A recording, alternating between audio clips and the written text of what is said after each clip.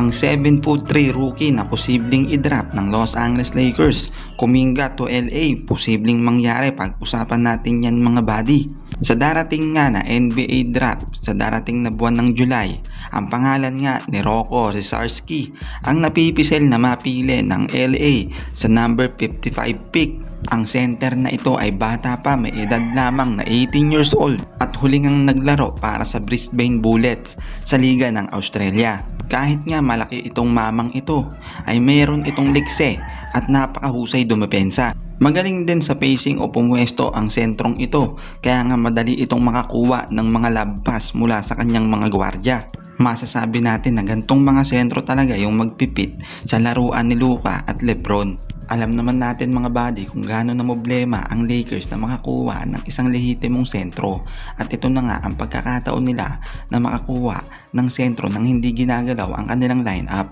Ang laro ng Australian native na ito ay maihahin tulad natin kay Dereck Lively ng Dallas Mavericks. 7-footer ang tangkad at medyo malapad pero malikse kung umilos. Kaya kung mabigyan ito ng pagkakataon ng Lakers, ay talagang mapapalabas ni Lebron at Luka ang laruan ng sentrong ito. Ang liga na inaabangan ng lahat, ang NBA, ay pwede kang sumabay dito at pwede ka ring manalo.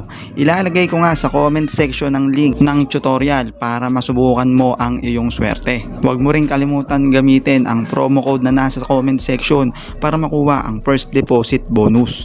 Alam naman natin mga buddy na wala sa plano ng Warriors na i-retain o muling papirmahin itong si Jonathan Kuminga. Hindi daw talaga siya kasama sa nagiging plano ngayon ni Steve Kerr.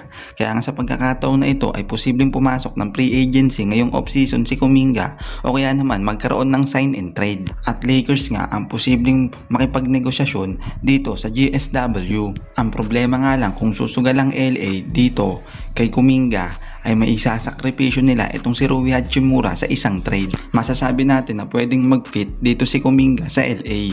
Siya nga ang magiging power forward nila. Athletic na wingman ito. Kaya masasabi natin na makakaluwag sa pacing itong si Lebron at Luka Doncic.